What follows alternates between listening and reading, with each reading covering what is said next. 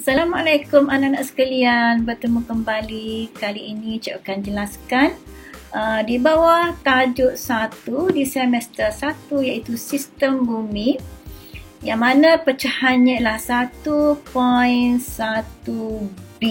1.1b iaitu menerangkan konsep sistem dalam persekitaran fizikal. Dalam persekitaran fizikal. Okey, dalam video yang lepas cikgu telah jelaskan mengenai jenis-jenis sistem. Jenis-jenis sistem.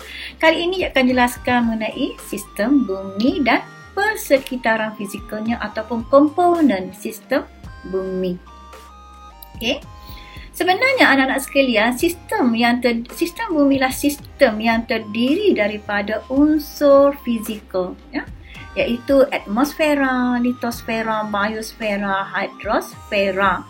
Kalau cikgu nak senang, anak-anak buah saya sebut atmos, litos, bios dan hidros, ya, yang saling berinteraksi, saling bertindak balas antara satu sama lain, ya, dalam untuk mencapai keseimbangan. Konsep ni kalau anak-anak dah faham pada konsep sistem, maka senang sangat bila kita masuk kepada sistem bumi, ya. Jadi komponen sistem bumi ada 4, ya, atmos, litos, bios dan hidros. Okey. Kita tengok, ya, ahli-ahli geografi, ya, telah memecahkan sistem bumi ini menjadi 4 tadi, ya, iaitu atmosfera, litosfera, biosfera dan hidrosfera. Okey, sebab itulah kita panggil komponen fizikal bumi ialah 4 ini, ya, anak-anak sekalian. Kita tengok, ya. Okey, ini bumi kita. Seterusnya ialah di bawah 4 komponen ini boleh kita pecahkan kepada 2, ya, iaitu abiotik yang meliputi atmosfera, litosfera dan hidrosfera, dan biotik meliputi biosfera. Senang sangat, ya, sebab kenapa cikgu dah sebut awal-awal abiotik dan biotik ini supaya senang, ya, masa semester 3 nanti anak dah tahu abiotik lah benda yang tidak hidup, biotik lah benda yang hidup. Okey, kita pergi kepada komponennya, ya.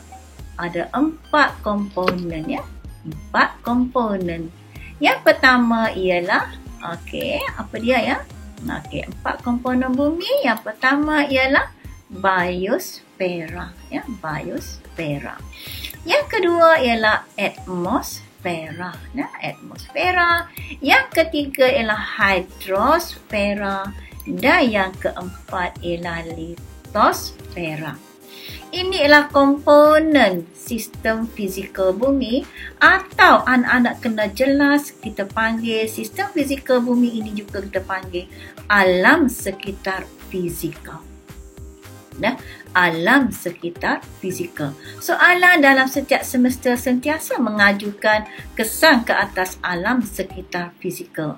Bermaksud inilah alam sekitar fizikal. Uraian kita mesti meliputi alam sekitar fizikal ini, iaitu atmos, litos, bios dan hidros. Okey. Seterusnya cikgu akan perincikan setiap komponen ini, ya, anak-anak sekalian. Okey, komponen yang pertama yang akan cikgu perincikan ialah komponen atmosfera, ya. Komponen atmosfera. Okey, atmosfera ini anak-anak sekalian ialah lapisan gas, ya, lapisan gas. Lapisan gas, ya, cikgu akan gariskan yang menyelimuti bumi, ya. Okey, yang dikenali juga dengan selimut bumi, ya, yang terdiri pada gas kekal, gas berubah dan juzut bukan gas. Ini yang dikatakan atmosfera yang penting untuk manusia, haiwan dan juga tumbuhan. Okey. Itu ialah atmosfera, yang mana dalam atmosfera ini mengandungi gas yang cikgu dah sebutkan tadi. Contohnya gas karbon dioksida, ya, gas oksigen, gas krypton, argon, ozon, metana, Ini adalah contoh yang neon dan juga nitrogen. Ini contoh gas yang terdapat dalam atmosfera, termasuk juga wap-wap air ataupun juzuk bukan gas. Okey. Jadi atmosfera ini anak-anak sekalian amat penting ya, dan ia berkaitan dengan unsur cuaca dan iklim. Anak-anak kena menguasai 8 unsur cuaca dan iklim ini. Boleh rujuk video cikgu di semester 2, tapi unsur cuaca dan iklim ini anak-anak kena kuasai di semester 1 lagi ya. Okey, itu komponen yang pertama. Kita pergi pula kepada komponen yang kedua, iaitu hidrosfera. Hidrosfera. Apakah dia hidrosfera ini? Yang mana satu ke hidrosfera? Hidrosfera merujuk kepada semua jenis air yang terdapat di muka bumi. Sama ada dalam udara, tanah, glasier, lautan, sungai dan tasik. Kita panggil dia hidrosfera. Meliputi hidrosfera. Jadi air ni ada 3 fasa ya, anak-anak sekalian kena tahu ya. Salji ada bentuk pepecah, cecair dan wap. Dia ada 3 fasa atau 3 bentuk. Ada 3 fasa atau 3 bentuk ya. Contoh cecair ialah yang air, kolam, tasik, wap air pula ialah embun, ada ataupun wap dalam bentuk wap air dan juga embun.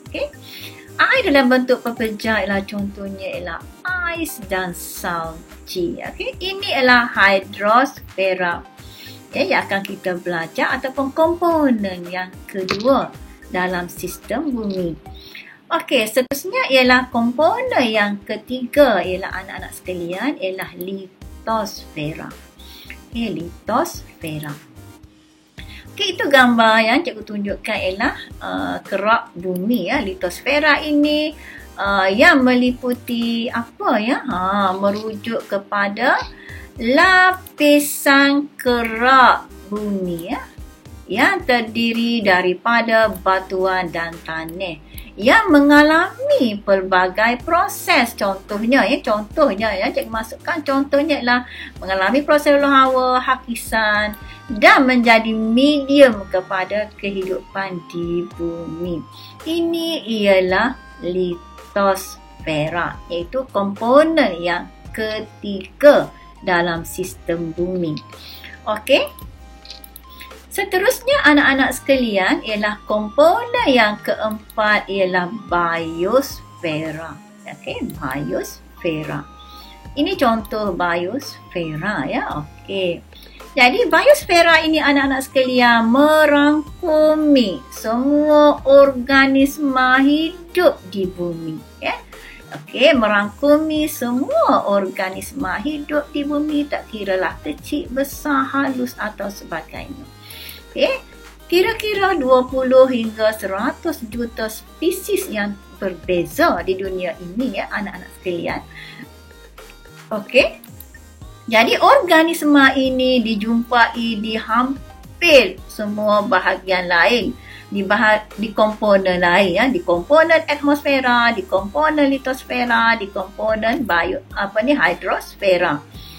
Yang mana komponen-komponen ini menjadi medium kepada kehidupan organisma ini. Jadi cikgu dah jelaskan 4 komponen bumi ya, sistem bumi. 4 komponen fizikal sistem bumi, atau kita panggil alam sekitar fizikal bumi. Dan seterusnya cikgu akan masukkan kepentingannya secara sepintas lalu ya. Jadi anak-anak boleh guna video ini, penerangan cikgu ini dengan lebih detail, berbincang dengan guru ya. Jadi kepentingan komponen sistem bumi, kita ambil kepentingan yang pertama ya, iaitu kepentingan atmosfera. Cikgu dah jelaskan tadi, di atmosfera terdapatnya unsur cuaca dan iklim. Sebab tu cikgu suruh anak-anak menguasai unsur cuaca dan iklim ini ya. Okay, contoh ya, cikgu bagi contoh sedikit sahaja unsur cuaca dan iklim ini. Contohnya hujan, suhu, kelembapan udara, bahangan matahari, bahangan bumi, angin, awan, itulah unsur cuaca ya. Jadi kepentingannya ialah yang pertama ialah kepentingan untuk industri kecil dan sederhana. Yang mana contoh cikgu ambil ya sedikit sahaja, contohnya suhu yang tinggi boleh mengeringkan hasil industri sederhana, contohnya ikan kering, keropok, batik ya, itu contoh ya kepentingan ya. Yang kedua ialah pertanian ya, mana bahangan matahari boleh menggalakkan proses fotosintesis, boleh menyebabkan tumbesaran pokok atau boleh mengeringkan hasil-hasil pertanian. Itu contoh. Okey, boleh berbincang dengan cikgu ya. Seterusnya untuk pelancongan. Okey, pelancong-pelancong dari negara luar datang ke Malaysia contohnya untuk berjemur di pantai. Kenapa? Sebab suhunya yang tinggi dan yang terdapat di pantai-pantai negara kita. Okey. Ini contoh dan juga untuk perikanan ya. Bahangan matahari yang menembusi ke pentas benua boleh menggalakkan pertumbuhan plankton yang menjadi tempat makanan ikan. Maka ikan membiak, maka aktiviti perikanan dapat dijalankan. Itu contoh kepentingan atmosfera ya anak-anak sekalian. Okey, seterusnya ialah untuk kepentingan yang komponen yang kedua ialah hidrosfera. Apa penting hidrosfera? Cikgu dah sebutkan tadi, hidrosfera merujuk kepada semua jenis air ya. Dalam bentuk cecair air, pepecah ataupun wap ya. Kepentingannya ialah yang pertama untuk aktiviti pertanian, of course lah ya, untuk pengairan dan sebagainya. Pelancongan, perikanan, pengangkutan dan akuakultur. Itu contoh anak-anak sekalian ya. Okey, seterusnya ialah kepentingan komponen yang ketiga iaitu komponen biosfera. Okey, cikgu ambil contoh ya, gambar yang paling tersohor ini ialah gambar pokok kacik Fatimah. Okey, ini ialah gambar hutan ya. Jadi amat penting untuk apa ya? Untuk kita tengok ya, pembalakan, untuk makanan, untuk sumber ataupun hasil hutan, untuk pelancongan, perubatan tradisional dan juga R&D. Ini contoh kepentingan. Anak-anak boleh menghurai ya fakta dan proses ataupun huraiannya ya. Setiap isi ini biasanya akan memberi 2 markah. Okey. Seterusnya ialah kepentingan anak-anak sekalian? Kepentingan litosfera ya. Yang meliputi kerak bumi, mineral tanah dan batuan. Kepentingannya ialah penumbungan, pertanian, pertempatan, pelancongan, pengangkutan. Itu contoh ya anak-anak sekalian. Cikgu go through saja sebab anak-anak boleh berbincang dengan kawan-kawan ya. Apa yang cikgu dah beri isi ataupun fakta ya di sini. Ini contoh ya. Okey. Pelombongan ini contoh ya, pembinaan pertempatan. Okey, anak-anak sekalian. Jadi cikgu dah jelaskan 4 komponen fizikal bumi dan kepentingannya.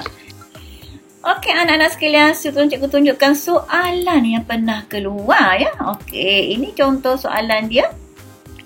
Berikan 3 komponen kesekitaran bumi Allah. Senang sangat ya anak-anak sekalian. Yang kedua ialah jelaskan saling kaitan antara komponen tersebut. Ini cikgu akan jelaskan satu contoh. Selebihnya cikgu nak anak-anak berbincang dengan cikgu masing-masing ya, ataupun dengan kawan-kawan ya. Contoh yang pertama saling kaitan ini ialah cikgu ambil contoh ialah atmosfera, iaitu bahangan matahari yang memanaskan permukaan air. Contohlah air ialah hidrosfera, maka berlakulah proses sejatan. Cecair bertukar menjadi wap air naik ke atas ya. Wap air ini naik ke atas dan disejukkan secara adiabatik, lalu mengalami proses pemeluapan. Wap air tadi bertukar menjadi cecair. Bintik-bintik air lalu membentuk awan. Akhirnya awan menjadi tempur bertumpul, besar, berat dan akhirnya terjadilah hujan. Nampak tak perkaitan tu ya? Hujan turun ke permukaan bumi iaitu litosfera ya. Bumi menjadi subur ya. Akhirnya siapa yang dapat manfaat? Ya, memberi faedah kepada biosfera iaitu tumbuh-tumbuhan haiwan. Nampak tak perkaitan ini? Saling kaitan ini. Cikgu nak anak-anak berbincang untuk dengan kawan-kawan ya, untuk menjawab banyak lagi isi ya, untuk menunjukkan saling kaitan ini. Okey, dan yang ketiga ialah yang ketiga yang senang ialah bincangkan kepentingan komponen sistem bumi terhadap aktiviti manusia. Ini cikgu telah jelaskan dalam sebelum ini tadi ya. Okey, jadi cikgu harap jika video ini bermanfaat, anak-anak boleh share dengan kawan-kawan ya. Okey, bye comel-comel.